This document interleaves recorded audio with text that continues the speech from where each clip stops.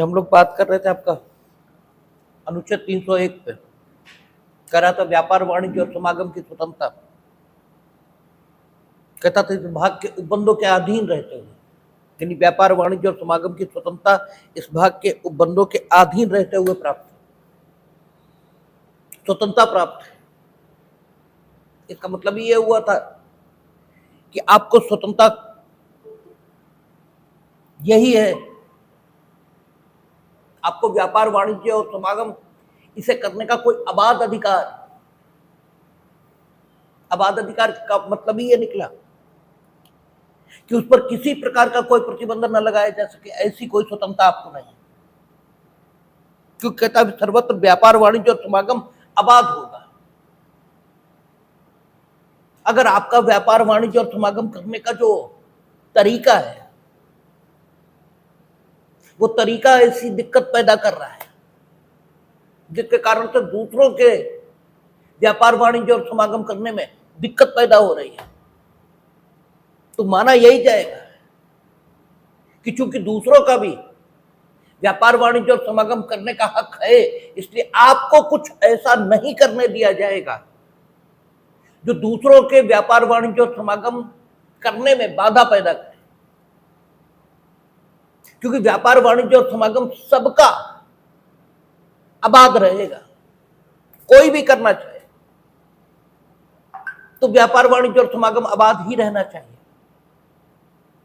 अगर आप व्यापार वाणिज्य और समागम इस ढंग से करें कि दूसरों के लिए व्यापार वाणिज्य और समागम करना असंभव बना दें, तो भी आपने व्यापार वाणिज्य और समागम में बाधा पैदा की, ये माना जाएगा और राज्य का ये कर्तव्य होगा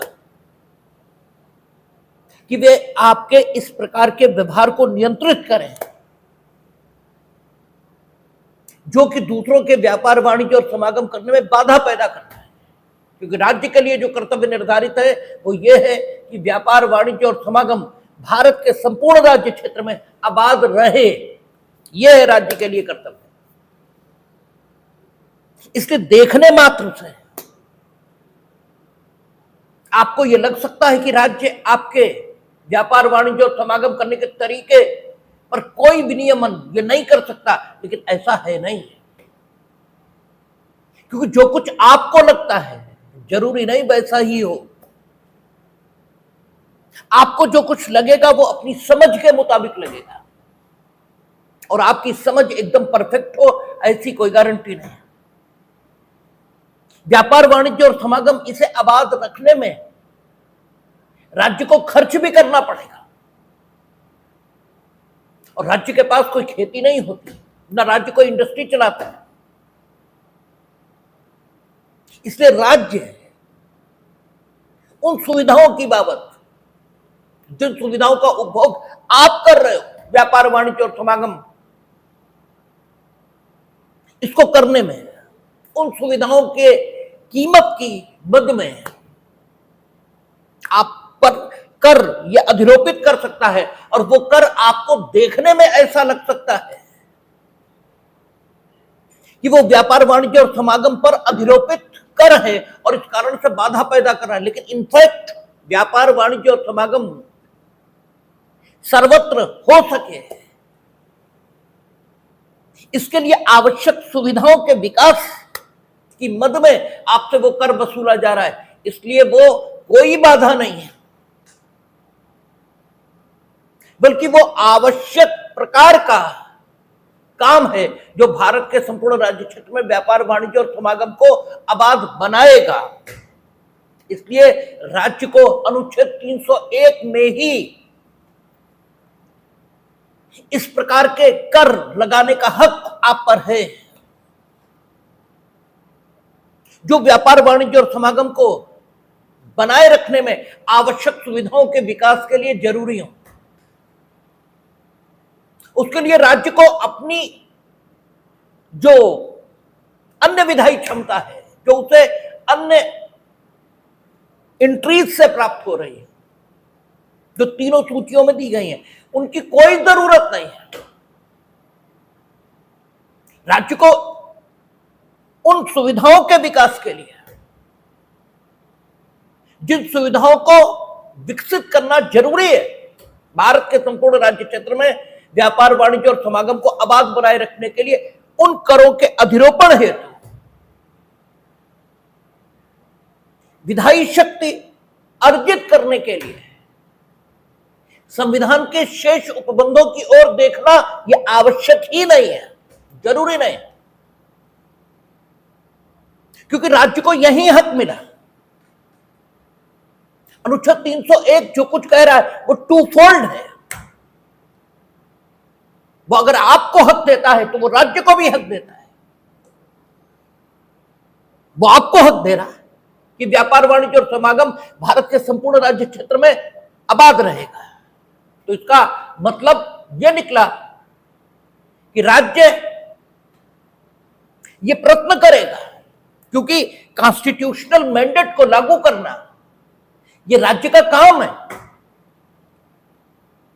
और अगर संविधान निर्देश दे रहा है कि व्यापार वाणिज्य और समागम आबाद रहना चाहिए, तो उसको आबाद बनाए रखना यह राज्य का काम है। इसका अर्थ यह निकला कि अनुच्छेद 301 राज्य को वो शक्ति दे रहा है जो व्यापार वाणिज्य और समागम को आबाद बनाए रखने के लिए जरूरी है। क्योंकि आपसे कहा जाए कि आप अमुक काम करेंगे, लेकिन अमुक काम करने के लिए जो आवश्यक शक्ति है उसका उपभोग नहीं करेंगे, आवश्यक शक्ति जो लगने वाली है उस काम को करने में, उस शक्ति का उपयोग किए बिना आप अमुक काम करेंगे, तो ये असंभव बात है। ये सिर्फ ईश्वर के लिए संभव है, बाकी किसी के लिए संभव नहीं। तो अगर कॉन्स्टिट्यूशनल मैंडेट ये है कि व्यापार वाणिज्य और समागम ये सर्वत्र आबाद रहना चाहिए, इसका मतलब ये निकला कि राज्य को ये शक्ति है, राज्य को ये ताकत है कि व्यापार वाणिज्य और समागम को आबाद बनाए रखने के लिए जो कुछ करना जरूरी हो वो सब कुछ राज्य करे और व्यापार वाणिज्य और समागम को आबाद बनाए रखे। हां, यदि राज्य ऐसा कुछ करता है जिसे सच्चे अर्थों में व्यापार वाणिज्य और समागम को आबाद बनाए रखने के लिए आवश्यक कार्यवाही नहीं कहा जा सकता, तब राज्य के लिए जरूरी है कि राज्य जस्टिफिकेशन दे कि उसने वो कार्यवाही क्यों की। जो कार्यवाही व्यापार वाणिज्य और समागम को आबाद बनाए रखने के लिए जरूरी नहीं थी, वो उसने क्यों की। जब तक ऐसा नहीं होता तब तक राज्य के द्वारा किया गया कोई कृत्य उस सीमा में नहीं आता जहां कृत्य के औचित्य को राज्य को स्पष्ट करना पड़े। तब तक राज्य को औचित्य स्पष्ट करने की कोई जरूरत नहीं है, क्योंकि अनुच्छेद 301 राज्य को स्वयं ही शक्ति दे रहा है। कहता है व्यापार वाणिज्य और समागम आबाद होगा। आपकी दिक्कत यह है कि आपके पक्ष में जो होता है आप उसे बहुत बढ़ा चढ़ाकर समझ लेते हैं, और जो कुछ आपके नियंत्रण के लिए स्थापित किया जाता है या जो कुछ आप पर नियंत्रण स्थापित करने के लिए अधिनियमित होता है, आपको वो दिखता ही नहीं है। समस्या यही है, आपको फंडामेंटल ड्यूटीज नहीं दिखती, आपको फंडामेंटल राइट्स दिखते हैं। सबसे बड़ी समस्या यही है आदमी के साथ। तो व्यापार वाणिज्य और समागम आबाद होगा चाहिए, लेकिन व्यापार वाणिज्य और समागम करने के लिए सड़क जरूरी। सड़क के विकास के लिए अगर कोई टैक्स लग रहा है तो वो व्यापार वाणिज्य और समागम पर बाधा नहीं कही जा सकती, और इसके लिए कंपनसेटरी टैक्स का एक पूरा फार्मूला यह निकल कर आया है। लेकिन कंपनसेटरी टैक्स के अलावा भी है, क्योंकि पैसा ही सब कुछ नहीं कर सकता, पैसे के अलावा भी चीजें चाहिए जो चीजों को आबाद बनाए रखने के लिए आवश्यक है। खाली पैसा ये आपके पास हो तो आपके साथ दो संभावनाएं हैं, एक आप बिगड़ोगे और दूसरा आप सुधरोगे, दोनों संभावनाएं। इससे केवल पैसा ये इससे काम नहीं चलेगा। रेगुलेटरी मेजर्स ये भी अपनाए, ठीक है, अपनाए जाने की जरूरत ये हो सकती है व्यापार वाणिज्य और समागम इसे आबाद रखने के लिए। ठीक है, हमने सड़क बना दी, लेकिन व्यापार वाणिज्य और समागम आप जो कर रहे हो उसमें घटतोली कर रहा। ठीक है, तो व्यापार वाणिज्य और समागम कैसे आबाद रहेगा? क्योंकि व्यापार वाणिज्य और समागम आबाद रहे ये कॉन्स्टिट्यूशनल ड्यूटी कॉन्स्टिट्यूशन ने राज्य पर रखी है। आप ये नहीं कह सकते कि हमारा कंज्यूमर हमसे कोई शिकायत करने नहीं आया घटतोली की, इसलिए आप कुछ न करें, ये नहीं कहा जा सकता। क्योंकि कंज्यूमर को जिस दिन पता लगेगा कि आप उसके साथ घटतोली कर रहे हो, उस दिन वो आपको पीटेगा तो है ही है, और साथ ही आपके प्रतिष्ठान से सामान लेना ये भी बंद करेगा, और आपके प्रतिष्ठान से व्यापार होता रहे इसको सुनिश्चित करना राज्य की जिम्मेदारी है, आपकी नहीं। ये यूं कहे आपकी है तो है, लेकिन इसको सुनिश्चित करना राज्य की भी जिम्मेदारी है। और जो राज्य की जिम्मेदारी है तो तुम घटतोली करोगे तो हम डंडा चलाएंगे, क्योंकि ये मेरी भी जिम्मेदारी है। अगर घटतोली होगी तो तुम्हारी दुकान पे कोई नहीं आने वाला है। इसलिए आपने देखा राज्य ने बांट माप इससे संबंधित पूरा विभाग स्थापित कर रखा है, और वो आकर चेक करते हैं कि आप घटतोली तो नहीं कर रहे। ठीक है, राज्य ये रेगुलेटरी मेजर्स ले सकता है कि अगर रेड लाइट होगी तो आप रुकेंगे, क्योंकि अगर ऐसा करने में कोताही की गई तो जाम लगेगा, और जाम अगर लगा तो जो कच्चा माल जिसे बोलते हैं व्यापार की दुनिया में, जैसे केला, ठीक है, ऐसे माल जो जल्दी खराब होते हैं, वो एक स्थान से दूसरे स्थान पर पहुंचने से पहले ही खराब हो जाएंगे। सब्जी, फल, दूध, पनीर, मीट, ये सब कुछ डेस्टिनेशन पर पहुंचने से पहले ही खराब होगा, और तब व्यापार नहीं चल सकेगा। इसलिए रेगुलेटरी मेजर्स ये भी जरूरी है। अगर रेगुलेटरी मेजर्स नहीं होंगे तो भी क्या होगा, केवल कंपल्सरी मेजर्स ये लेने से व्यापार को आबाद नहीं बनाया जा सकता। कहां? भारत के संपूर्ण राज्य क्षेत्र में, और भारत के संपूर्ण राज्य क्षेत्र में व्यापार को आबाद बनाए रखना ये राज्य की जिम्मेदारी है। और कई बार तो प्रतिबंध लगाना पड़ेगा, टोटल बैन ये भी लगाना पड़ सकता है, इसलिए ताकि व्यापार हो। यह भी कहा जा सकता है कि व्यापार नहीं करोगे ताकि व्यापार हो। बड़ा पैराडॉक्सियल लगता है, कथन बड़ा विरोधाभासी लगता है, लेकिन यह आवश्यक हो सकता है कि कई बार आपको रोक दिया जाए, नहीं करोगे व्यापार, नहीं करोगे व्यापार, यानी जहां व्यापार करना चाहते हो वहां नहीं करोगे। एक स्थान पर एक आवश्यक वस्तु की कमी हो रही है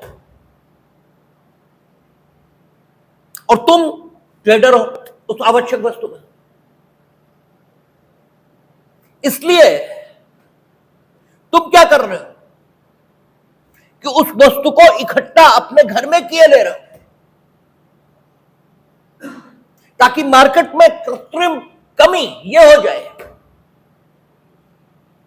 और आर्टिफिशियल कमी को पैदा करके जब आर्टिफिशियल कमी पैदा हो जाए मार्केट में, और तब तुम ऊंचे दामों पर मार्केट में वो बेचो, ये भी तुम्हारी इच्छा हो सकती है। और तुम कहो हम तो साहब व्यापार कर रहे हैं, मेरा मन है तो हम कमोडिटी बेचेंगे और मन है तो कमोडिटी नहीं बेचेंगे। हमारे पास रखने की जगह हम नमक, तेल, घी, जो आवश्यक वस्तुएं, शक्कर, इस सबको ब्लॉक कर लेंगे। हमारे पास स्टोरेज की सुविधा है, हम करेंगे। और जो मार्केट में कमी पैदा हो जाएगी, ऊंचे दाम ये मिलना शुरू हो जाएंगे उस कमोडिटी के, तब हम बेचेंगे। तो होगा क्या? लोग तुम्हें मारेंगे, तुम्हारे गोदाम लूट लेंगे। ऐसा नहीं होगा कि तुम सुरक्षित व्यापार कर पाओ। और तब जो नुकसान होगा वो अन्य नुकसान तो होंगे ही होंगे, लेकिन अन्य नुकसानों के साथ एक बड़ा नुकसान ये होगा कि तुम व्यापार नहीं कर सकोगे। तुम भी कैसे कर पाओगे? तुम्हारा तो लूट जाएगा। और लूट जाने के कारण जो स्थिति पैदा होगी लॉ एंड ऑर्डर की, उसके कारण से मार्केट में एक अशांति का वातावरण बनेगा और वो भी व्यापार के लिए एक गतिरोध का काम करेगा और सारे व्यापार ठप हो जाएंगे। इसलिए आवश्यक वस्तु अधिनियम जैसे अधिनियम पारित करने का भी राज्य को हक है, जो टोटल बैन इंपोज कर देता है कि आप अमुक अमुक वस्तुएं इस मात्रा से अधिक इकट्ठा ही नहीं करोगे, आप उससे ज्यादा स्टॉक उन चीजों का रख ही नहीं सकते। और अगर उससे ज्यादा स्टॉक आपके यहां पाया गया तो आपके विरुद्ध दंडात्मक कार्रवाई की जाएगी। ये स्थितियां भी राज्य पैदा कर सकता है। क्यों? व्यापार, वाणिज्य और समागम भारत के संपूर्ण राज्य क्षेत्र में आबाद बनाए रखने का जो दायित्व है, जो जिम्मेदारी है, वो राज्य की है। और इसके लिए सुविधाओं का विकास ही नहीं चाहिए, इसके लिए रेगुलेटरी मेजर्स ये भी अपनाए जाने जरूरी होते हैं। आप देखते हो कोई चीज बढ़ती है, फॉर्म बट रहा है, सारे लोग अगर विंडो पर एक साथ खड़े हो जाएंगे तो किसी को फॉर्म नहीं मिलेगा। इसलिए वो कहता है लाइन में आइए, और लाइन में अगर नहीं आए तो फॉर्म मिलना असंभव हो जाएगा। लाइन का बनवाया जाना ये आपकी फॉर्म की लेने की स्वतंत्रता पर अवरोध नहीं है, बल्कि लाइन बनवाना आपके फॉर्म लेने की स्वतंत्रता को एंजॉय करने लायक परिस्थिति का निर्माण है। आपको भले ही कुछ भी लगता हो, आपको जिसे भरण पोषण आप करेंगे अपने अपत्यों का और अपने आश्रितों का, ये Hindu adoption and maintenance act में जो जिम्मेदारी आप पर रखी गई है, आपको लगता होगा कि इसके कारण से आपको मजबूर किया जा रहा है, बल्कि इसके कारण तो पारिवारिक शांति इसको स्थापित किया जा रहा है। जो होना चाहिए वो अगर आप करने से इनकार करोगे, अपने आप ही आप कर रहे हो, हम सभी कर रहे हैं, दुनिया में अधिकतम लोग कर रहे हैं, तो Hindu adoption and maintenance act को उससे कोई लेना देना है भी नहीं। जो नहीं कर रहे हैं, कानून उनके लिए है। मैं हमेशा कहा कि कानून अच्छे लोगों के लिए है ही नहीं, इसलिए कानून की अधिकता समाज में ये समाज के अच्छे होने का संकेत नहीं है। लॉलेस सोसाइटी ये आदर्श स्थिति है। लॉलेस सोसाइटी का मतलब ये नहीं है अराजक सोसाइटी, वो अलग बात है, ठीक है। हालांकि भाषा मजबूर होती है किसी भी विचार को अभिव्यक्त करने में, इसलिए हमें लॉलेस ही कहना पड़ रहा है। लेकिन यहां लॉलेस सोसाइटी से अराजक सोसाइटी नहीं, बल्कि आत्मा अनुशासित सोसाइटी से तात्पर्य है। जो आत्मा अनुशासित है उसे कानून की क्या आवश्यकता है? जरूरत ही नहीं। तो जो अभिप्रेत है, जो इंटेंडेड है, वो आत्मा अनुशासित सोसाइटी अभिप्रेत है, ठीक है, अराजक सोसाइटी नहीं। तो राज्य, भारत के संपूर्ण राज्य क्षेत्र में व्यापार को आबाद रखने के लिए हर प्रकार की कार्यवाही कर सकता है, हर प्रकार की। और राज्य कोई भी कार्यवाही करेगा तो कानून के माध्यम से। अगर वो राज्य में व्यापार को आबाद बनाए रखने के लिए सुविधाओं का विकास करना चाहता है तो पैसे के लिए उसे टैक्स लगाने पड़ेंगे, तो कंपल्सरी टैक्स। और अगर सुविधाओं के विकास के अलावा राज्य में व्यापार का अवसर सुरक्षित ढंग से सबको उपलब्ध कराए जाने के बाबत काम करना है तो राज्य को रेगुलेटरी मेजर्स, ठीक है, यानी नियामक शक्तियों का उपयोग ये करना पड़ेगा, और ये भी कानून के माध्यम से होगा। इसलिए अनुच्छेद 301 राज्य को रेगुलेटरी एंड कंपल्सरी विनियमन करने का हक देता है, यह माना जाता है। लेकिन ऐसे टैक्स लगाने की जरूरत भी हो सकती है या ऐसे विनियमन की जरूरत हो सकती है जो व्यापार को आबाद बनाए रखने के लिए जरूरी नहीं है, लेकिन लोक हित में उसकी आवश्यकता है कि वो विनियमन किया जाए। पब्लिक इंटरेस्ट इस बात की मांग करता है कि उसका निर्माण या वैसा कानून बनाया जाए।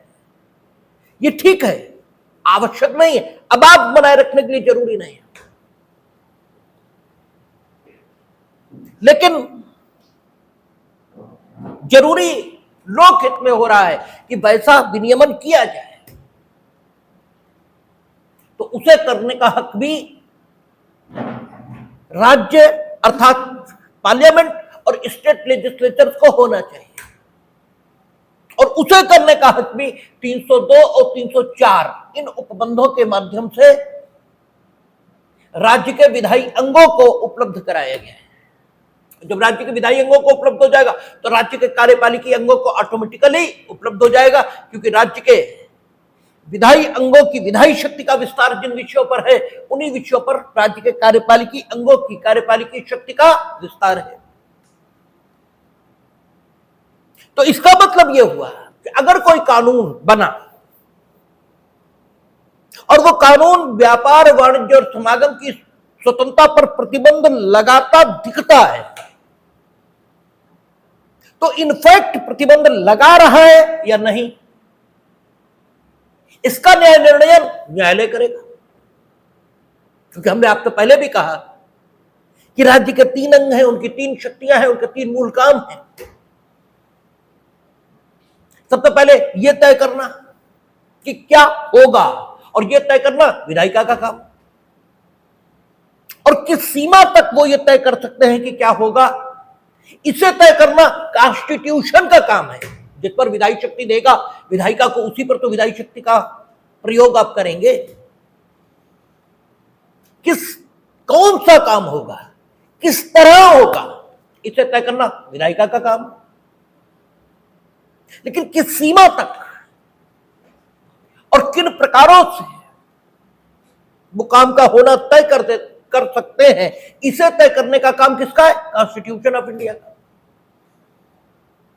और फिर वो जो काम जिस ढंग से होना तय करेंगे उस काम को उस ढंग से करना ये कार्यपालिका का काम है, सरकार का काम है।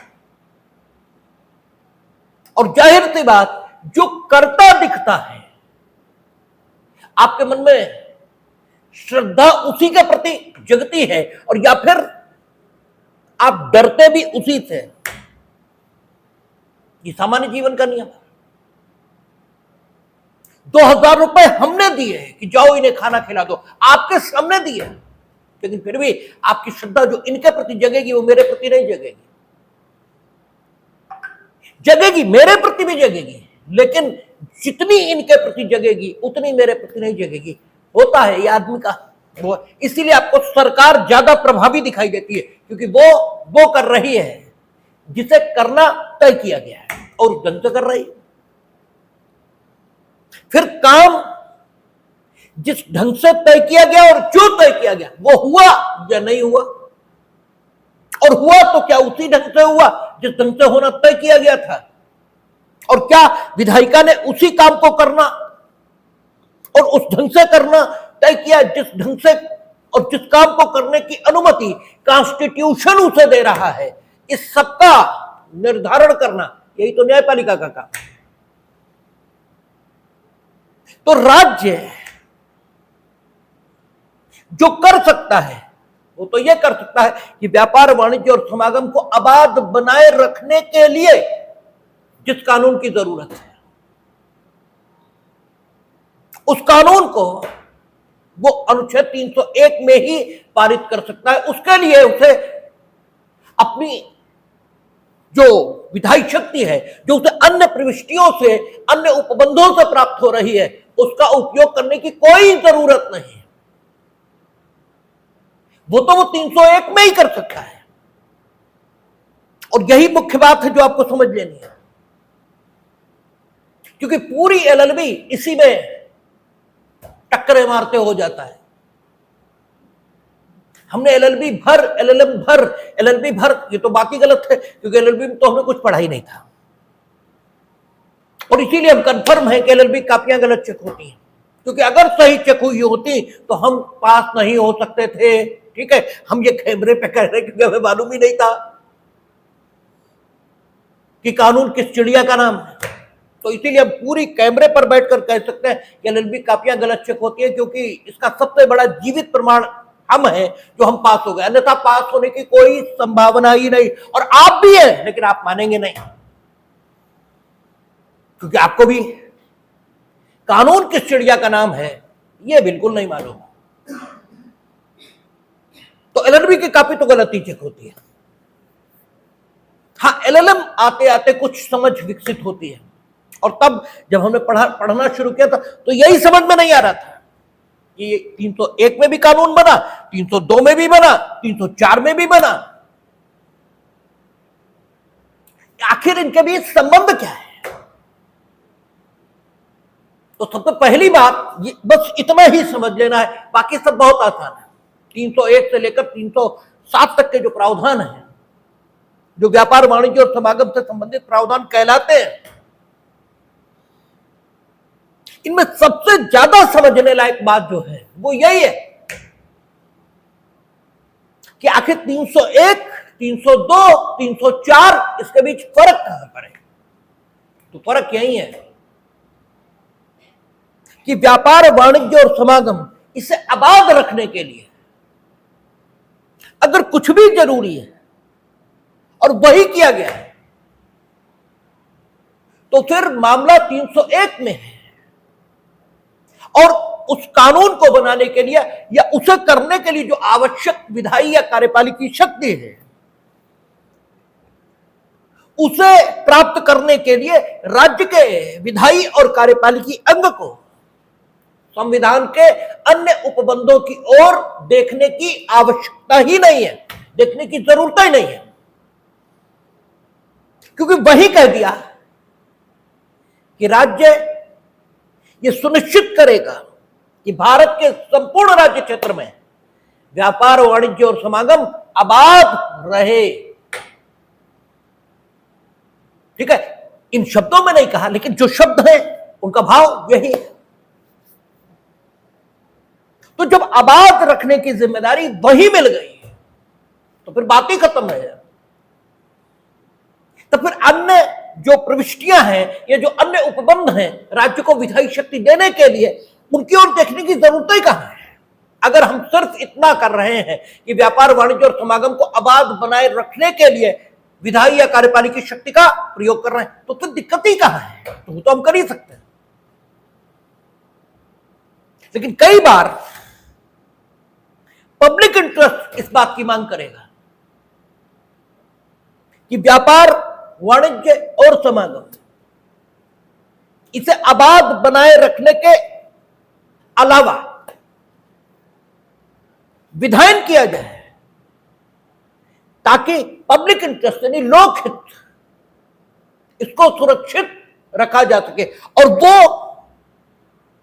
विधायन, जो मर्यादा या जो रोक लगाएगा वो व्यापार वाणिज्य और समागम को आबाद रखने के लिए जरूरी नहीं होगी। व्यापार वाणिज्य और समागम को आबाद रखने के लिए वो जरूरी नहीं है, लेकिन लोकहित में उसे लगाया जाना जरूरी हो रहा है। पब्लिक इंटरेस्ट मांग कर रहा है कि उस ढंग का प्रतिबंध लगाया जाए। अब ऐसी दशा है, अब आप ये मान लीजिए कि 302 नहीं है, 303 नहीं है, 304 नहीं है, 305 नहीं है, ठीक है, और आपका 306 तो रिपील है, 307 भी नहीं, कुछ नहीं है, खाली 301। और लोकहित इस बात की मांग कर रहा है कि कुछ किया जाए जो प्रत्यक्ष व्यापार वाणिज्य और समागम को आबाद बनाए रखने के लिए नहीं किया जा रहा है,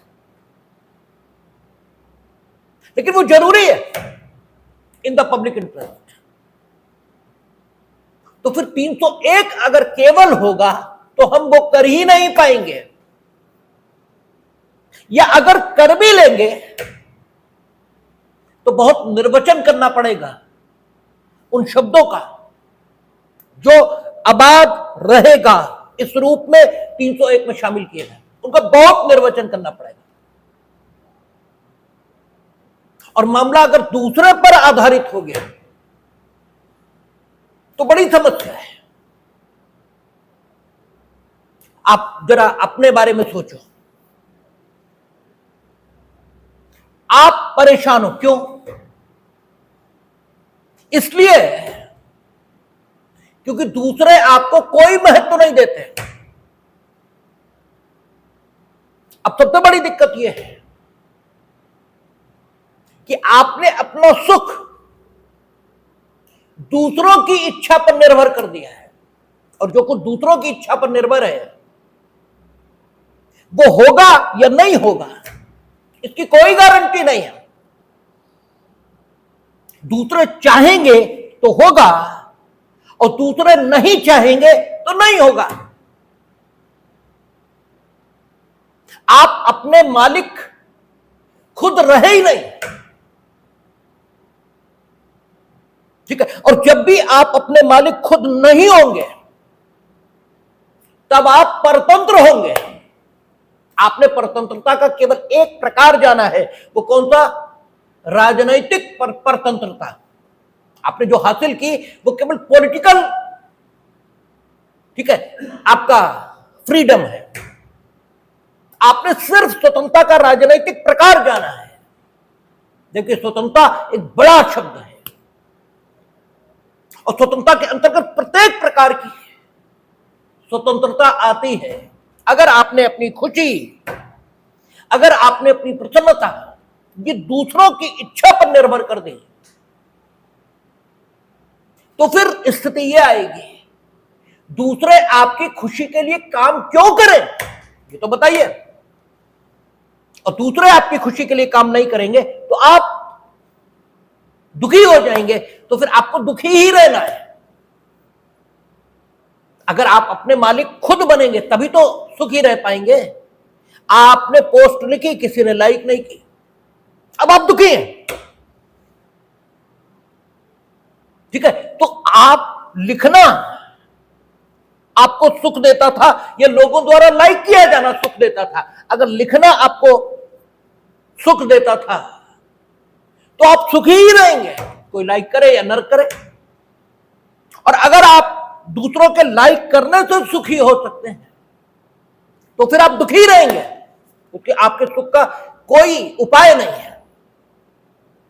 गोस्वामी जी उन्होंने पहले लिखा कि हम स्वांताय सुख आए, अपने सुख के लिए, दूसरों के लिए नहीं। तुम पढ़ो, भाड़ में चले जाओ। इसलिए हम रामचरितमानस लिख रहे हैं क्योंकि हमें सुख होता है। और जो मंचीय कवि है, ठीक है, किसी का नाम नहीं लेना चाहता, लेकिन मंचीय कवि आप बहुत सारे नाम जानते हैं, वो बार बार मंच पर खड़े होकर क्या कहते हैं? ताली बजाइए। उनका सुख आप में है।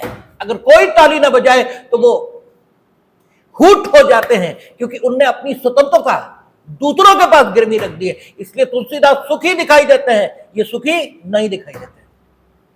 जब भी आप दूसरों के पास अपनी स्वतंत्रता गिरवी रखोगे, तब तब आप दुखी रहोगे। और स्वतंत्रता के अनेकों प्रकार है। आप में ये आदत आती कहां से है? क्या ऊपर से उतरती है? ना। आपने सुना होगा, घरों में कहा जाता है कि बच्चे को लल्ला मत बनाइए, जरा जीवन के सत्यों को उसे समझने का अवसर दीजिए, लल्ला मत बनाइए। लल्ला बनाने का तात्पर्य क्या होता है? जरा सा बीमार हुआ, डॉक्टर क्या लेके जाइए, डॉक्टर क्या लेके जाना मना नहीं है, लेकिन उसी के पास खड़े हैं, ठंडी पट्टी, वो सब करिए, सब करिए, मेरे भाव को समझिए, ठीक है। उसी की इच्छा से पूरा घर संचालित होने लगा। यह नहीं है। जो कुछ आवश्यक है बीमारी के लिए किया जाएगा, शेष नहीं किया जाएगा। लेकिन आप जब से पैदा होते हो तब से लेकर और जब तक आप, ठीक है, इस दुनिया से जाते हो तब तक सोचो जरा, आप केंद्र बने रहते हो। बच्चा पैदा हुआ, जरा सा रोया, मां का ध्यान आ गया, जरा सा बीमार हुआ, पिता का ध्यान आ गया। ये जो ध्यान खींचने की वृत्ति है आप में, ये आपके पैदा होते ही आप में विकसित, आदतन विकसित की जाती है। जानवरों में ये नहीं होती है। उनका बच्चा पैदा हुआ, बस थोड़े ही दिन तक मां बाप उसकी फिक्र करते हैं, बाकी नहीं करते। इसलिए जानवर का बच्चा ज्यादा स्वतंत्र है और इसलिए वो ज्यादा सुखी है, और आप ज्यादा परतंत्र हैं, इसलिए आप ज्यादा दुखी हैं। आपने सिर्फ राजनीतिक स्वतंत्रता हासिल कर ली और कुछ भी हासिल नहीं किया है। तो स्वतंत्रता अपने में है। अपने आधार पर हम अपने जीवन का निर्माण कर सके, इसमें है। अगर आप अपनी स्वतंत्रता दूसरों के हाथ में दोगे तो डेफिनेटली आप दुखी रहोगे। तो अगर अनुच्छेद 301 यही हो, बाकी कुछ न हो, तो अगर लोकहित कभी यह मांग करेगा कि जरूरी है कोई विधायन किया जाए,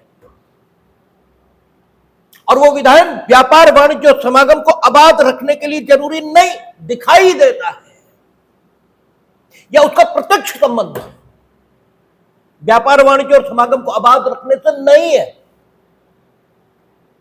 ठीक है। यूं तो सूरज भी आपके भीतर है, हमने एक बार कहा था कि यूं तो सूरज भी आपके भीतर है, क्योंकि हर वो चीज आपके भीतर है जो आपके रहने के लिए जरूरी है। यह भी एक परिभाषा हो सकती है। रक्त आपके भीतर है क्योंकि रक्त के बिना आप रह नहीं पाएंगे, ठीक है। हवा आपके भीतर है क्योंकि हवा के बिना आप रह नहीं पाएंगे। तो माना यह भी जा सकता है कि सूरज भी आपके भीतर है, क्योंकि सूरज के बिना भी आप रह नहीं पाएंगे। प्रत्यक्ष प्रभाव तो यही होगा, इतना ठंड हो जाएगी, इतना हिमयुग आ जाएगा कि आप नहीं रहेंगे। उतने हिमयुग में आप रह ही नहीं सकते, ठीक है। दूसरा, प्रकाश संश्लेषण की क्रिया रुकेगी, पेड़ खत्म हो जाएंगे, पेड़ खत्म होंगे तो प्राणवायु वो खत्म हो जाएगी। मतलब 100% आपको मरना ही है। तो इस रूप में माना जा सकता है कि सूरज भी आपके भीतर है, लेकिन प्रत्यक्ष ऐसा नहीं दिखाई देता कि सूरज आपके भीतर है। प्रत्यक्ष तो करोड़ों मीलों की दूरी दिखाई देती है सूरज से, लेकिन वो करोड़ों मीलों की दूरी होगी, लेकिन फिर भी सूरज आपके भीतर है, लेकिन प्रत्यक्ष नहीं दिखता। तो अगर कोई कानून ऐसा बना जिसका प्रत्यक्ष कोई संबंध व्यापार वाणिज्य और समागम को आबाद रखने से नहीं दिखता, लेकिन वो लोकहित में जरूरी है, जैसे सूरज का रहना जरूरी है, लेकिन सूरज का आपके जीवन से प्रत्यक्ष संबंध, ठीक है, थोड़ा जानकार लोगों को ही दिखेगा, अन्यथा नहीं दिखता। व्याख्या करनी पड़ती है, बताना पड़ता है कि सूरज आपके भीतर है या सूरज से आपका कोई संबंध है। जब तक ये बताया ना जाए तब तक दिखता नहीं है, आंखों से नहीं दिखता। ऐसे ही है कि व्यापार वाणिज्य और समागम आबाद रहेगा, सिर्फ इतना उपबंध, और कोई काम करना जरूरी हो रहा है। वो व्यापार वाणिज्य और समागम को आबाद रखने के लिए जरूरी है, ये प्रत्यक्ष नहीं दिखता, तो फिर तरीका एक ही बचा, निर्वचन करिए, समझाइए कि ये व्यापार वाणिज्य और समागम के लिए जरूरी है। और निर्वचन और व्याख्या इसे करने का हक संविधान ने किसे दिया? न्यायपालिका को। कानून कौन बनाएगा? पार्लियामेंट। यानी पार्लियामेंट स्वयं व्याख्या नहीं कर सकती, व्याख्या का हक दूसरों के पास चला गया, और जब भी दूसरों के पास कुछ जाएगा तब तब आपकी स्वतंत्रता ये बाधित हो जाएगी। फिर आपका सुख और आपके कार्य का औचित्य दोनों दूसरों पर निर्भर हो गए, और दूसरों पर निर्भरता आपके काम को औचित्यपूर्ण होते हुए भी अनौचित्यपूर्ण घोषित कर सकती है, क्योंकि फिर औचित्य की समझ उस ऑर्गन को जिसे औचित्य तय करना है जितनी होगी उसी के मुताबिक औचित्य का निर्धारण होगा। यह हो सकता है फिर कि अनौचित्यपूर्ण औचित्यपूर्ण माना जाए और औचित्यपूर्ण अनौचित्यपूर्ण माना जाए, इसकी संभावना है। इसलिए जरूरी है कि बिल्कुल ठीक व्यवस्था बना दी जाए जिसमें औचित्य और अनौचित्य के निर्धारण की जरूरत न्यूनतम हो जाए, कम से कम हो जाए, ताकि तीनों अंग स्वतंत्रता पूर्वक काम कर सकें। विधायिका के कार्य का औचित्य निर्धारण करने की जो आवश्यकता है और जो उसका अवसर है वो न्यूनतम मामलों में आए, जल्दी जल्दी ना आए। और इसी जरूरत को बेंथम किन शब्दों में कहता है कि लेजिस्लेशन, ठीक है, डिजाइन और कॉन्सेप्ट, संकल्पना और अभिकल्पना दोनों में पूर्ण होना चाहिए। अभिकल्पना अर्थात आपको पता होना चाहिए कि क्या क्या स्थितियां पैदा हो सकती हैं, और उन सब स्थितियों के लिए उपबंध आप ले आए लेजिस्लेशन में। और आपको यह संकल्पना होनी चाहिए कि व्यापार क्या होता है, कैसे कैसे उसमें बहुत सारी एक्टिविटीज शामिल हो सकते हैं। तो डिजाइन और कॉन्सेप्ट दोनों में पूर्ण होना चाहिए, ऐसा बेंथम कहता है। इसी आवश्यकता को निर्धारित करता है। तो आप देखेंगे कि फ्रेमर्स ने इसलिए कि जरूरत हो सकती है इस बात की कि जो प्रत्यक्ष व्यापार वाणिज्य और समागम से संबंधित बात न दिखाई दे, लेकिन उसे कानून के माध्यम से सुनिश्चित करने की जरूरत हो, तो फिर उस बात को करने के लिए आवश्यक उपबंध स्वयं बनाया, न कि उसे निर्वचन पर छोड़ दिया। जैसे अगर आप सिर्फ इतना रखेंगे व्यापार वाणिज्य और समागम आबाद रहेगा, तो इसका मतलब व्यापार वाणिज्य और समागम ये आबाद ही रहेगा और तो कुछ होगा नहीं। आबाद रखने के लिए कुछ जरूरी है तो कर लीजिए, रेगुलेटरी जरूरी है वो कर लीजिए, कंपल्सरी जरूरी है वो कर लीजिए। लेकिन आप ये कैसे कह सकते हो कि अगर शहद में आप व्यापार करोगे तो छत्ता मधुमक्खी का इस ढंग से नहीं काटोगे कि संपूर्ण छत्ता आप एक बार में ही काट लो, थोड़ा हिस्सा वहां छोड़ दोगे, क्योंकि उसी छत्ते को मधुमक्खी फिर बड़ा कर देगी। अगर सारा का सारा आप काट लोगे तो फिर हो सकता है मधुमक्खी उस स्थान को छोड़कर कहीं और चली जाए। ठीक है, थोड़ा सा छोड़ दिया जाता है। आप कभी काटते देखेंगे तो थोड़ा सा वो छोड़ देते हैं ताकि फिर उसी छत्ते को बड़ा करते हैं। मधुमक्खी उसको दिमाग तो है नहीं, लेकिन जो है या है तो बहुत अविकसित दशा में है, आपके समान विकसित नहीं है, तो वो उसी को बड़ा करती है। इसका मतलब पब्लिक इंटरेस्ट, लोक हित में ये जरूरी हो रहा है। ये व्यापार को आबाद रखने के लिए डायरेक्ट प्रत्यक्ष संबंध तो यह है कि शहद में व्यापार करने का हक है हमें, और शहद स्रोत से जितना मिल रहा है सारा शहद हम व्यापार कर रहे हैं, इसमें क्या है। अब आप कहेंगे कि रेगुलेटरी मेजर्स के अंतर्गत भी कहा जा सकता है कि साहब जो है आप थोड़ा छत्ता छोड़ेंगे, हाँ कहा जा सकता है डेफिनेटली, लेकिन व्याख्या करनी पड़ेगी। वैसे ही जैसे सूरज आपसे दूर है लेकिन आपके भीतर है, ये अनुभव कराने के लिए व्याख्या करनी पड़ती है, ठीक है, बताना पड़ता है, ठीक है। और बताना ये अच्छी बात नहीं हो सकती, क्योंकि बताना दूसरे पर आधारित बात है, और दूसरा क्या बताएगा, कितना बताएगा, कैसा बताएगा, ये सब उस पर आधारित है, और इसमें गलतियों की संभावनाएं हैं, इसलिए प्रत्यक्ष उपबंध कर देना ये जरूरी है। आप कुछ ऐसा व्यापार कर रहे हो जो जंगलों में निवास करने वाली आदिवासी जातियां, उनके भरण पोषण के लिए जरूरी है। जैसे शहद है, मानिए आदिवासी जनजातियां शहद का ही व्यापार करती हैं, पीढ़ियों से करती आ रही। अब तुमने शुरू कर दिया, वो बेचारे जंगल में रहते हैं, उनके पास आय के साधन सीमित, जमाने से वो वही काम कर रहे हैं, ठीक है, वो कहीं जाना भी पसंद नहीं करते, वहीं रहेंगे। इसके कारण उनके पास व्यापार के अवसर भी सीमित है। तुम भी घुस गए व्यापार में शहद के, तो वो तो नहीं कर पाएंगे फिर ना, और वो नहीं कर पाएंगे तो फिर नक्सल की समस्या, नक्सलवाद की समस्या ये पैदा होगी। क्योंकि बुभुक्षुम किम न करोति पापम, भूखा क्या पाप नहीं करेगा। तुम पिल गए वहां जाके, और तुमने लगा के मशीनें और ये शहद और वो शहद ये सब करना शुरू कर दिया। अब जरूरी है कि हम तुम्हें शहद में व्यापार नहीं करने देंगे, ठीक है ना।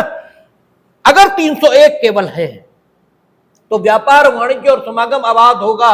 इसका मतलब प्रत्येक नागरिक के लिए अबाध होगा ना, हर कोई उसे अबाध ढंग से कर सकेगा, ये बात आएगी ना।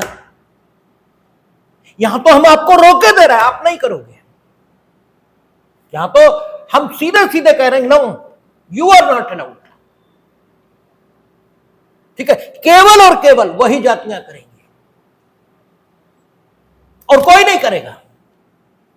तो अगर केवल 301 है तो दिक्कत पैदा हो जाएगी, क्योंकि व्यापार, वाणिज्य और समागम भारत के संपूर्ण राज्य क्षेत्र में सर्वत्र आबाद होगा, ये बात है। और जब यह है, और अनुच्छेद 19(1)(g) भी है, जो प्रत्येक नागरिक को कोई पेशा, कोई आजीविका, कोई वृत्ति, कोई व्यापार अपनाने की स्वतंत्रता देता है। हालांकि अनुच्छेद 19 जहां ये स्वतंत्रता देता है, वहीं अनुच्छेद शायद 19(6) है, उसमें लिखता भी कि लोक हित में कोई भी प्रतिबंध लगाए जा सकेंगे। तो प्रतिबंधों के हेड्स वहां है, लेकिन वहां कहता है युक्ति संगत प्रतिबंध लगाए जा सकेंगे, वहां युक्ति संगत शब्द है। यहां पर अगर 301 ही है, ठीक है, तो पहली बात तो प्रतिबंध की बात ही नहीं, तो युक्ति संगत तो आगे की बात ही क्या हो। आप हम लोग तो उस स्थिति पर विचार कर रहे हैं जब बाकी आई नहीं, तब तो बात यह आएगी कि अगर अनुच्छेद 19(1) जरूरी है तो 301 भी तो जरूरी है। दोनों सेम कॉन्स्टिट्यूशन के प्रोविजंस है, ठीक है, सेम कॉन्स्टिट्यूशन के प्रोविजन है। तो आप 19(1)(g) अव्वल तो हमें हक देता है। चलिए आप ये कहें कि शहद में केवल अनुसूचित जनजाति, यानी जो आदिवासी जनजातियां निवास कर रही वहां वही व्यापार करेंगी, ये युक्ति संगत प्रतिबंध है आपकी व्यापारिक स्वतंत्रता पर, इसलिए ये इंपोज होगा। आप अगर ऐसा भी डिसाइड कर दें तो काउंटर आर्गुमेंट आएगा कि अनुच्छेद 301 ये भी तो हमें व्यापार, वाणिज्य और समागम इसे आबाद रखने का आपके ऊपर कर्तव्य रखता है, और हमें आबाद ढंग से व्यापार करने का हक देता है। तो आप 301 द्वारा प्रदत्त जो मेरा अधिकार है, इसे भी कैसे छीन लोगे। और हम लोग देख चुके 19(1)(g) और 301 के बीच रिलेशन की हम लोगों ने बात की थी, तो ये कहा था, अंतिम जो निष्कर्ष निकला था कि इन दोनों के बीच संबंध ढूंढने की बजाय ये दृष्टिकोण ज्यादा ठीक है कि दोनों ही व्यापार को बेहतर ढंग से चलाने के लिए बनाए गए उपबंध है, और दोनों के मुताबिक व्यापार करना या व्यापार पर से बाधाएं हटाना, यह फ्रेमर्स की इच्छा है। फ्रेमर्स की इच्छा यह है कि दोनों उपबंध नागरिकों को व्यापार करने का हक अधिकतम दें। इस दृष्टिकोण से उनका विचार होना चाहिए और इसीलिए कहा गया था कि 301 से 307 ज्यादा ठीक बात है, क्योंकि आपातकाल में 19 वनजी तो सस्पेंड भी हो जाएगा, यह सस्पेंड भी नहीं होगा। इसका मतलब रुख था फ्रेमर्स का, वो तो व्यापार की स्वतंत्रता उपलब्ध कराने का था, रोकने के लिए कैसे उपयोग करेंगे। अगर करेंगे तो फ्रेमर्स की इच्छा के विपरीत होगा और यह निर्वचन के सामान्य सिद्धांतों के भी प्रतिकूल होगा, क्योंकि निर्वचन का सामान्य सिद्धांत कहता है कि विधायी आशय के अनुरूप जो विधेयक है या जो विधि है उसका निर्वचन होना चाहिए, ये कहती है। तो इसलिए जरूरी यह हो जाता है कि हम 302 जैसे उपबंध लाए। हालांकि हम अगर केवल 301 होगा तो भी व्याख्या के माध्यम से यह कह सकेंगे कि अगर आपने उनका एकमात्र रोजगार शहद का व्यापार उनसे छीना तो फिर लॉ एंड ऑर्डर की समस्याएं पैदा हो सकती हैं, नक्सल की समस्या पैदा हो सकती है, जिसके कारण से आपका व्यापार करना भी असंभव हो जाएगा। इसलिए शांति बनी रहे, इसके लिए जरूरी है कि आपको रोक दिया जाए, लेकिन यह व्याख्या से लाना पड़ेगा। अगर केवल 301 होगा, 302, 303, 304, 5 नहीं होंगे तो फिर यह सब व्याख्या से लाना पड़ेगा। और यही ऑस्ट्रेलिया में हुआ, वहां सब कुछ व्याख्या से ही लाना पड़ा, क्योंकि वहां सिर्फ इतना ही कहा absolutely free among the state, व्याख्या से लाना पड़ गया। इसलिए जरूरी है कि 302 जैसे उपबंध बनाए जाए जो पार्लियामेंट को हक दें। अब देखें 302 में बुद्धिमानी है, पार्लियामेंट को हक दिया, स्टेट लेजिस्लेचर्स को नहीं।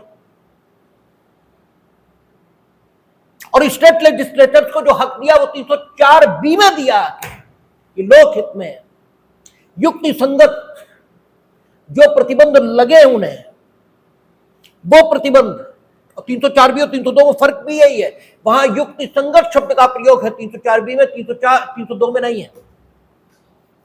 304B में उन्होंने कहा कि युक्ति संगत प्रतिबंध उन्हें लगे हैं, वो प्रतिबंध अधिरोपित करने का कानून स्टेट की लेजिस्लेचर भी बना सकते हैं, लेकिन ऐसा कानून बनाने से पहले उन्हें राष्ट्रपति की पूर्व अनुमति लेनी पड़ेगी। वहां भी केंद्र का अपर हैंड रखा है, ठीक है ना, वहां भी केंद्र का अपर हैंड है। हालांकि 255 हम लोग पढ़कर आए हैं, उसमें यह कहा था कि अगर कभी भी कोई विधायन करने के लिए राज्य को राष्ट्रपति की अनुमति की आवश्यकता है और विधायन को बनाने से पूर्व वो अनुमति नहीं ली गई, तो विधायन बन जाने के बाद भी यदि वो अनुमति ले ली जाती है तो कॉन्स्टिट्यूशन के ये शब्द कि उस ढंग का विधायन बनाने से पूर्व ही राष्ट्रपति की अनुमति ली जानी चाहिए, ये संतुष्ट माने जाएंगे। और इस आधार पर कि राष्ट्रपति की पूर्व अनुमति नहीं ली गई थी, उस विधायन को असंवैधानिक नहीं माना जाएगा। ये 255 में लिखा है, लेकिन अनुमति तो जरूरी हो ही गई, चाहे पूर्व में लीजिए चाहे बाद में लीजिए। तो 304B में राज्यों को शक्ति है कि वो युक्ति संगत प्रतिबंध लगा सकते हैं, ऐसे जो कि व्यापार वाणिज्य और समागम को आबाद रखने के लिए जरूरी नहीं है, ठीक है ना, लेकिन लोकहित में जरूरी है। ऐसे प्रतिबंध वो भी लगा सकते हैं, लेकिन केंद्र की अनुमति से, जबकि केंद्र 302 में ऐसे ही लगा सकता है। और हालांकि 302, 304 न भी हो या 304B न भी हो, तो भी लोकहित में जो जरूरी है वो व्यापार वाणिज्य और समागम को आबाद बनाए रखने के लिए जरूरी मान ही लिया जाएगा। लेकिन इसके लिए निर्वचन की जरूरत पड़ेगी, और निर्वचन न्यायपालिका के पाले में चला जाएगा। और न्यायपालिका के पाले में जाने पर क्या निर्वचन आएगा इसकी कोई गारंटी नहीं है। और ये विधायन के दृष्टिकोण से अच्छी बात नहीं होगी।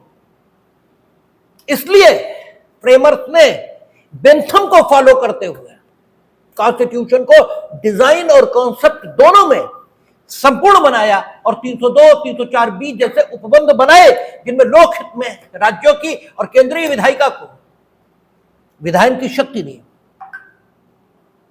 ठीक है ना, ये उनकी बुद्धि का परिचय है। ठीक है, हालांकि ये स्थिति ऑस्ट्रेलिया में आ चुकी थी क्योंकि ऑस्ट्रेलिया का संविधान पहले बना, लेकिन कई बार आपके सामने जीवन में बहुत सारी स्थितियां आती रहती हैं, फिर भी आप ये मानकर जीते हैं कि ये हमारे साथ नहीं होगा। और इसका सबसे बड़ा उदाहरण तो यही है कि हम सब मरेंगे, लेकिन हम सबका विश्वास ऐसा मानो हम कभी नहीं मरेंगे। ठीक है, ये इसका सबसे बड़ा उदाहरण। तो ऑस्ट्रेलिया में जो स्थितियां आई वे हिंदुस्तान में भी आ सकती, इसको अनुभव कर लेना भी बुद्धि का ही परिचय है। और ऑस्ट्रेलिया में वो सारी चीजें उससे ही लानी पड़े। ठीक है, अगर लोकहित में पार्लियामेंट को और स्टेट लेजिस्लेचर को विधान की ताकत न भी दी जाए तो भी आबाद शब्द इसमें आ जाएगा। लोकहित में जो कुछ जरूरी है वो भी आबाद रखने के लिए जरूरी है, ये माना ही जाएगा। लेकिन तब सब कुछ निर्वचन पर आधारित होगा, और निर्वचन पर आधारित होना ये कभी अच्छी बात नहीं हो सकती। तो फिर 302 में ये ताकत दी गई है पार्लियामेंट को कि वो ऐसे कानून बना सकती है जो लोकहित में जरूरी है और प्रतिबंध लगाते हैं। लोकहित में जरूरी है और प्रतिबंध लगा देते हैं। इसका एक अर्थ निकला कि अगर कानून का प्रत्यक्ष संबंध व्यापार, वाणिज्य और समागम को आबाद रखने से दिखता है तो फिर वो कानून बनाने का हक चाहे स्टेट लेजिस्लेचर हो और चाहे सेंट्रल लेजिस्लेचर, उसे अनुच्छेद 301 में ही मिला है। और तब आगे की जांच की कोई जरूरत बचती ही नहीं। ठीक है ना, अगर कोई कानून है जो व्यापार, वाणिज्य और समागम की स्वतंत्रता पर प्रतिबंध लगाता दिख रहा है और हमने परीक्षण करना शुरू किया और हमने ये पाया कि नहीं, ये दिख जरूर रहा व्यापार, वाणिज्य और समागम की स्वतंत्रता पर प्रतिबंध लगाता हुआ, लेकिन ये व्यापार, वाणिज्य और समागम को आबाद रखने के लिए बनाया गया है, तो फिर आगे जांच की जरूरत नहीं है। हम ये मान लेंगे कि राज्यों की विधायिका को या स्टेट के वो जो सेंट्रल लेजिस्लेचर है उसे ये कानून बनाने का हक था और मामला वहीं पर खत्म, आगे बढ़ने की जरूरत नहीं। जैसे आप देखेंगे उन्होंने कहा रेड लाइट पर रुकेंगे या खोटे बाट माप का इस्तेमाल नहीं करेंगे। ठीक है, या इसेंशियल कमोडिटी एक्ट में हमने लिख दिया कि इसेंशियल कमोडिटीज का व्यापार प्रतिबंधित किया जा सकता है। ठीक है ना,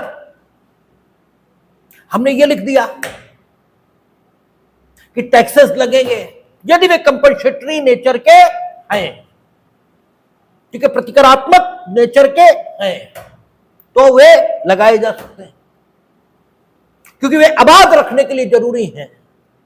अगर ये तय हुआ कि कंपनसेटरी नेचर के, और कंपनसेटरी नेचर का टैक्स क्या होता है आपको पता क्या है, ठीक है, तो फिर बात वही खत्म हो गई, फिर आगे जांच की जरूरत नहीं है।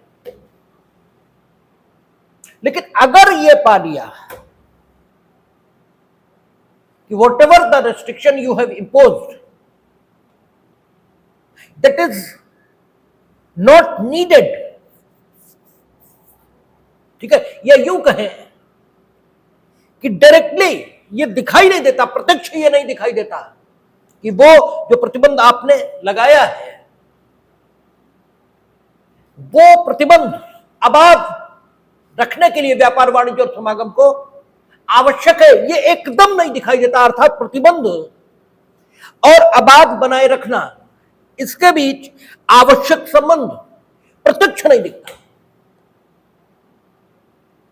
भले ही उसका कोई अप्रत्यक्ष संबंध व्यापार, वाणिज्य और समागम को आबाद बनाए रखने से हो, लेकिन वो डायरेक्ट प्रतिबंध दिख रहा है, वो ऐसा लग रहा है कि प्रतिबंध लगाया गया है। प्रत्यक्ष संबंध उसका व्यापार वाणिज्य और समागम को आबाद रखने से नहीं है, ठीक है। तब आगे जांच चलेगी, तब एकदम वो कानून अनकॉन्स्टिट्यूशनल हो गया, ये नहीं माना जाएगा। फिर आगे जांच चलेगी और ये देखा जाएगा कि क्या वाकई ये प्रतिबंध जो लगाया गया है ये व्यापार वाणिज्य और समागम इसे आबाद बनाए रखने से प्रत्यक्ष रूप से संबंधित तो नहीं दिखता, लेकिन क्या ये लोक हित में जरूरी है, ठीक है। और यदि तो फिर से वो कानून बनाना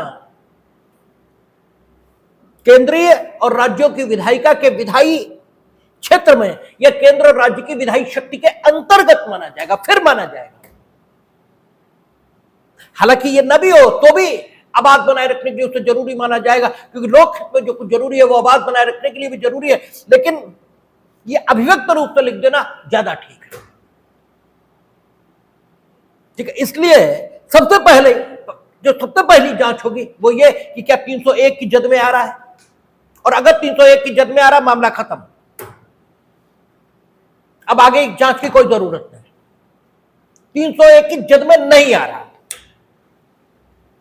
तब आगे जांच करेंगे कि क्या ये लोक हित में जरूरी है, क्योंकि लोक हित में ही प्रतिबंध लगाने का हक आपको 302 में सेंट्रल लेजिस्लेचर को और 304 में स्टेट की लेजिस्लेचर को और 303 में यह बताया गया कि सेंट्रल लेजिस्लेचर जब अपनी शक्ति का इस्तेमाल करेगी तो किस सीमा तक करेगी, वो वहां सीमा बताई गई। तो मुख्य प्रोविजन 302 और 304 है। तो ये देखा जाएगा कि whatever restrictions you have imposed, those restrictions are necessary, are needed, ठीक है, are not in the public interest, लोक हित में क्या वो जरूरी है, ये देखा जाएगा। ये जैसे एक राज्य में उन्होंने तय किया कि हम क्या करेंगे, जंगल की जो लकड़ी है या जंगल के जो उत्पाद इनमें व्यापार करेंगे, और इसके लिए जंगल का एक्सप्लॉयटेशन इस ढंग से किया गया कि जंगल को क्षतिकारक असर पहुंचा है, ठीक है। तो फिर स्थिति क्या बनेगी, जंगल खत्म हो जाएगा, और जंगल खत्म हुआ तो बाढ़ आएगी, ठीक है, मिट्टी कट जाएगी, खेती मुश्किल हो जाएगी, पानी नहीं गिरेगा, अतिवृष्टि और अनावृष्टि दोनों होंगी। इसलिए व्यापार वाणिज्य और समागम इससे प्रत्यक्ष संबंध जंगल के सुरक्षित रखने का भले ही ना दिखाई देता हो, लेकिन जंगल के सुरक्षित रहने का संबंध अप्रत्यक्ष रूप में व्यापार वाणिज्य और समागम से है। और अगर 302 नहीं होगा तो जंगलों के संरक्षण के लिए, राज्यों में जंगलों के संरक्षण के लिए ऐसे प्रतिबंध व्यापार वाणिज्य और समागम पर लगाने का हक केंद्रीय विधायिका को नहीं होगा। जो जंगल को सुरक्षित रखने के लिए जरूरी है, और जंगल अगर सुरक्षित नहीं रहा तो पूरा देश में कुछ भी सुरक्षित नहीं रहेगा। इसलिए 302 में पार्लियामेंट को यह हक दिया कि वो भारत के संपूर्ण राज्य क्षेत्र में, यानी इंटर स्टेट और इंट्रा स्टेट दोनों ट्रेडिंग एक्टिविटीज को रेगुलेट कर सकते हैं इन द पब्लिक इंटरेस्ट। और राज्यों के लिए जब यह हक दिया 304B में, तो उन्होंने केंद्र की अनुमति जरूरी बना दी। अगर ऐसा न करें तो फिर बहुत निर्वचन भले करके भले ही हम उन लक्ष्यों को प्राप्त कर लें जो अभिव्यक्त प्रावधान करने से बड़ी आसानी से प्राप्त हो सकते हैं, लेकिन फिर भी निर्वचन की दशा में बहुत कठश्रम करना पड़ेगा, और निर्वचन किस दिशा में जाएगा और कब तक वो उस दिशा में रहेगा यह भी नहीं कहा जा सकता। जैसे AK गोपालन से मेनका गांधी तक आने में 28 बरस लग गए, और अन्याय तो एक के भी साथ हो तो अन्याय ही है। तो एक गोपालन से मेनका गांधी तक आने में जो 28 बरस लगे होंगे, इस बीच जितनों के साथ अन्याय हुआ होगा, हुआ तो अन्याय ही है उनके साथ। इसलिए निर्वचन करने वाले अंगों की भूमिका को न्यूनतम किया जाना यह आवश्यक है, और ये कोशिश की गई है। इसलिए पार्लियामेंट के बारे में कहा गया कि लोग इन द पब्लिक इंटरेस्ट वो कोई भी कानून बना सकते हैं। आप देखें अतियाबारी टी कंपनी, जिसमें स्टेट ऑफ वेस्ट बंगाल ने अपने वाटरवेज और हाईवेज उनके इस्तेमाल पर कर लगाने की कोशिश की थी, और जिसको अनकॉन्स्टिट्यूशनल कहा था 301 में, क्योंकि बात की शुरुआत वहां हो रही थी। हालांकि अतियाबारी में जो कुछ कहा बिल्कुल ठीक वही फैक्ट सिचुएशन राजस्थान ऑटोमोबाइल में थी, और राजस्थान ऑटोमोबाइल में स्थिति को बदल दिया और कंपनसेटरी टैक्स उसको माना, ठीक है। लेकिन अतियाबारी में जो कोर्ट ने कहा था वो इस कॉन्टेक्स्ट में महत्वपूर्ण हो जाता है। कोर्ट ने यही कहा था कि आपने जो टैक्स लगाया पैकेट में पैक की गई चाय के, ठीक है, एक स्थान से दूसरे स्थान पर ले जाने के संबंध में वो व्यापार वाणिज्य और समागम पर बाधा पैदा करता है, क्योंकि मूवमेंट एस्पेक्ट ट्रेड का ये जरूरी है व्यापार के लिए। अगर मूवमेंट एस्पेक्ट को, ठीक है, टैक्स के माध्यम से प्रभावित करने की कोशिश की गई तो व्यापार वाणिज्य और समागम अबाध है यह नहीं कहा जाता, क्योंकि टैक्स प्रत्यक्ष प्रतिबंध लगाता है। आप ये कह रहे हो कि एक स्थान से दूसरे स्थान को चीज जाएगी तो फिर आपको पैसा देना पड़ेगा, और जबकि ये राज्य की जिम्मेदारी, राज्य में केंद्र और राज्य दोनों शामिल है 301 के लिए, ठीक है ना। तो ये आप लोगों की जिम्मेदारी की व्यापार वाणिज्य और समागम आबाद रहे, और आप लोगों में से एक स्थान से दूसरे स्थान पर ले जाने में कमोडिटी पर टैक्स अधिरोपित कर रहा है, ये गलत है। और अगर आप ऐसा करना चाहते हो तो ऐसा करना आपकी विधायी क्षमता में है। 304B के मुताबिक, आप चूंकि राज्य हो ना, आप स्टेट ऑफ वेस्ट बंगाल हो, तो आपको ऐसा करने का हक है, लेकिन तब आपको 304B की जरूरतें पूरी करनी होगी। 304B की पहली जरूरत यह है कि राष्ट्रपति की अनुमति होनी चाहिए, और 255 में ये ठीक है कि ये कहा गया कि पूर्व में ले लो, बाद में ले लो, लेकिन लो तो आपने तो ली ही नहीं है। इसलिए अतियाबारी में उन्होंने उस बात को अनकॉन्स्टिट्यूशनल माना। इससे एक बात यह भी निकल आती कि यदि अनुमति ली गई होती तो कॉन्स्टिट्यूशनल भी मानते, ठीक है ना। इसका अर्थ यह भी निकलता है कि अतियाबारी इस बात का सबूत है कि ऐसे टैक्सेस जो व्यापार वाणिज्य और समागम को आबाद रखने के लिए नहीं लगाए गए हैं, अर्थात जिनका प्रत्यक्ष संबंध व्यापार वाणिज्य और समागम को आबाद रखने से नहीं है, उन्हें यदि लगाना है सेंट्रल या स्टेट लेजिस्लेचर को, या ऐसा कोई कानून बनाना है जिसका प्रत्यक्ष संबंध व्यापार वाणिज्य और समागम को आबाद रखने से नहीं है। देखिए, कानून टैक्स की सूरत में भी हो सकता है और कानून टैक्स की सूरत में न हो यह भी हो सकता है, ठीक है ना। तो कोई कानून, वेदर दैट इज ठीक है, टैक्सेबल इन नेचर और नॉट टैक्सेबल इन नेचर, आप उसे बनाना चाहते हैं और उसका प्रत्यक्ष संबंध व्यापार वाणिज्य और समागम से नहीं दिखता, तो फिर आप उसे बना सकते हो, किंतु आपको जो संतुष्ट करना होगा वो किसे, 302 को या 304A को, ठीक है। तब आप लोक हित में वैसा कर पाओगे। हालांकि ये प्रोविजन न भी हो तो भी लोक हित की संतुष्टि व्यापार वाणिज्य और समागम को आबाद रखने के संबंध में आवश्यक है, यही माना जाएगा। लेकिन तब मामला निर्वाचन पर चला जाएगा, और निर्वाचन में क्या डिसाइड होगा ये तय नहीं है, और कब तक वो जो कुछ निर्वाचन किया जाएगा वो रहेगा ये भी तय नहीं है। इसलिए 302 और 304 की मौजूदगी राज्य को ज्यादा फ्री हैंड देती है और ऐसे कानूनों को जो कि प्रत्यक्ष रूप से व्यापार वाणिज्य और समागम से के आबाद रहने से संबंधित नहीं है उनको संरक्षण प्रदान करती है यदि वे लोकहित में जरूरी माने गए हैं तो। ठीक है, तो कानूनों के संबंध में सबसे पहले जांच ये होगी कि क्या वे आबाद रखेंगे जरूरी है। यदि हां तो बात वहीं खत्म हो जाएगी। 301 यानी 301 में भी विधायन की शक्ति राज्य को है।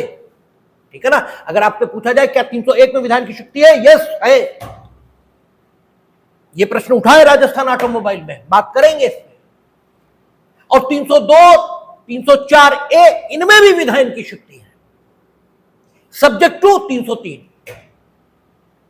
और 305 नेशनलाइजेशन के लॉ और प्री कॉन्स्टिट्यूशनल लॉ को संरक्षण देता है। 306 रिपील हो गया और 307 कोऑपरेटिव फेडरलिज्म को स्थापित करने से संबंधित प्रावधान है। वो क्या कहता है क्या नहीं कहता इस पर कल चर्चा करेंगे और उम्मीद है कल ये समाप्त हो जाए।